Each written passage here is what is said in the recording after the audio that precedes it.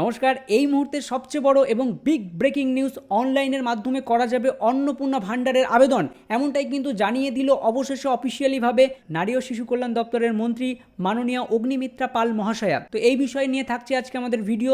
সাথে এটাও জানিয়ে দেবো যে কারা কারা প্রকল্পের টাকা পাবেন এবং কারা কারা প্রকল্পের টাকা পাবেন না, সেটাও কিন্তু স্পষ্টভাবে জানিয়ে দেওয়া হয়েছে। তো আজকের ভিডিওটি এখানে শুরু করছি। নমস্কার, আমি আছি করণদীপ, আর আপনারা দেখছেন KD Bangla news YouTube channel. Facebook থেকে হয়ে থাকলে অবশ্যই ফলো করবেন, ইউটিউব থেকে হয়ে থাকলে অবশ্যই সাবস্ক্রাইব করে ভিডিওটি লাইক করতে ভুলবেন না। তো আসুন ভিডিওটি শুরু করি।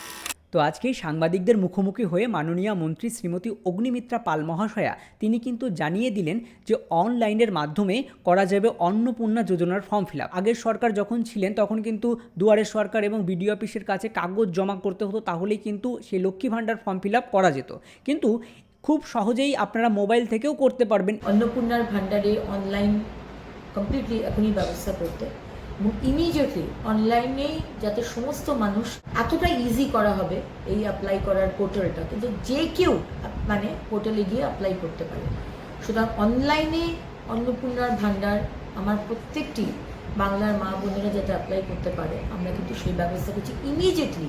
কারণ কি মাননীয় মুখ্যমন্ত্রী বলে দিয়েছেন যে 1 জুন, মাইন্ডেড 1 জুন থেকে আমরা যা যা প্রতিশ্রুতি দিয়েছিলাম, 3,000 টাকার অন্নপূর্ণার ভাণ্ডার এবং সরকারি বাসে মা বোনেদের কোনো ভাড়া দিতে হবে না, এই দুটো আমরা চালু করতে চাই। এবার জানিয়ে দিই, যারা নতুন আবেদন করবেন, হ্যাঁ শুধুমাত্র তারাই কিন্তু এই অনলাইনে আবেদনটি করবেন, এবং যারা ইতিমধ্যে লক্ষ্মীর ভাণ্ডার পাচ্ছিলেন তারা সেভাবেই কিন্তু সেই অ্যাকাউন্টেই পাবেন, তবে ডিবিটি লিঙ্ক থাকতে হবে এমনটাও কিন্তু তিনি জানিয়েছেন। এছাড়াও যারা আগে আবেদন করেছিলেন তাদের কিন্তু আবেদনপত্র যাচাই করা হবে। আর যাদের বলে রাখি যে লক্ষ্মীর ভাণ্ডার অর্ধেক হয়ে ভেরিফিকেশান হয়ে এখনও কিছুই হয়নি, আপনি টাকা পাননি, তাহলে কিন্তু আপনি অবশ্যই অনলাইনে আবেদন করবেন।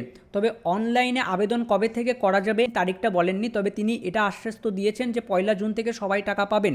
যারা লক্ষ্মীর ভাণ্ডার প্রকল্পে টাকা পাচ্ছিলেন তারা অবশ্যই পাবেন, কিন্তু নতুনদের জন্য অনলাইনের ব্যবস্থা তিনি করে দেবেন যাতে খুব সহজেই আপনারা আবেদন করতে পারেন। তো এবার বলি যে কারা কারা এই টাকা পাবেন, কারা কারা টাকা পাবেন না। যাদের কিন্তু ভোটার লিস্ট থেকে নাম বাদ গেছে, একদম যারা অভারতীয়, তারা কিন্তু টাকা পাবেন না, প্রথম কথা বলে রাখি। আর কারা কারা টাকা পাবেন, যে সিএতে যারা আবেদন করেছেন, ট্রাইব্যুনালে যারা রয়েছেন আবেদন করেছিলেন যে ভোটার লিস্টে নাম বাদ যাওয়ার পরেও, তারা কিন্তু টাকা পাবেন। দেখুন কি বলছেন তিনি। যারা লক্ষ্মীর ভাণ্ডার পাচ্ছিলেন তারাই সবাই আবার অন্নপূর্ণার ভাণ্ডার পাবেন। এদের মধ্যে যাদের নাম বাদ গেছে 91 লাখ মতো, তাদের অ্যানালিসিস হবে। তাদের নাম ইমিডিয়েটলি বাদ যাবে না, তাদের অ্যানালিসিস হবে। কাদের নাম মারা গেছে সে তো আর লক্ষ্মীর ভাণ্ডার বা অন্নপূর্ণার ভাণ্ডার, লক্ষ্মীর ভাণ্ডার পেয়ে এসছে, অন্নপূর্ণার ভাণ্ডার সে পাবে না। কেউ যদি বাংলাদেশের সিটিজেন হন, নাগরিক হন, বা বার্মা, রোহিঙ্গা, সে তো আমাদের অন্নপূর্ণার ভাণ্ডার পাওয়ার তার যোগ্যতা নেই, সুতরাং তারা পাবেন না।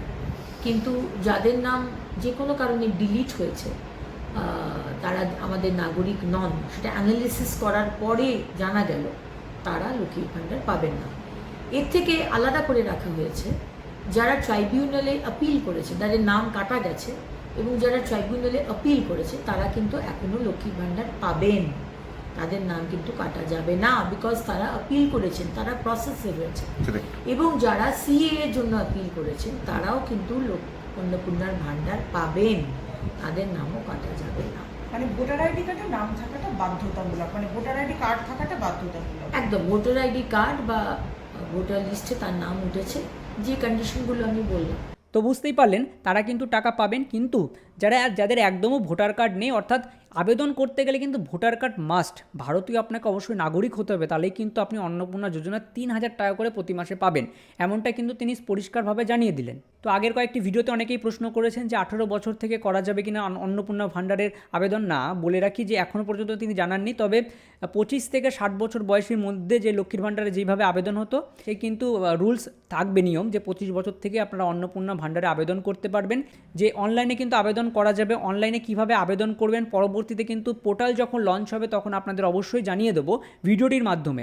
তো আগে থেকে কিন্তু যারা লক্ষ্মীর ভাণ্ডার পাচ্ছিলেন সেই অ্যাকাউন্টে সেভাবেই টাকা আপনারা পাবেন, কিন্তু যারা নতুন রয়েছেন তাদের কিন্তু নতুন করে আবেদন করতে হবে, এমনটাই কিন্তু জানালেন মাননীয় মন্ত্রী অগ্নিমিত্রা পাল মহাশয়া। তো আশা করি আজকের ভিডিওটি আপনাদের ভালো লেগেছে। ভিডিওটি ভালো লাগলে অবশ্যই লাইক, শেয়ার, কমেন্ট করতে ভুলবেন না। ধন্যবাদ।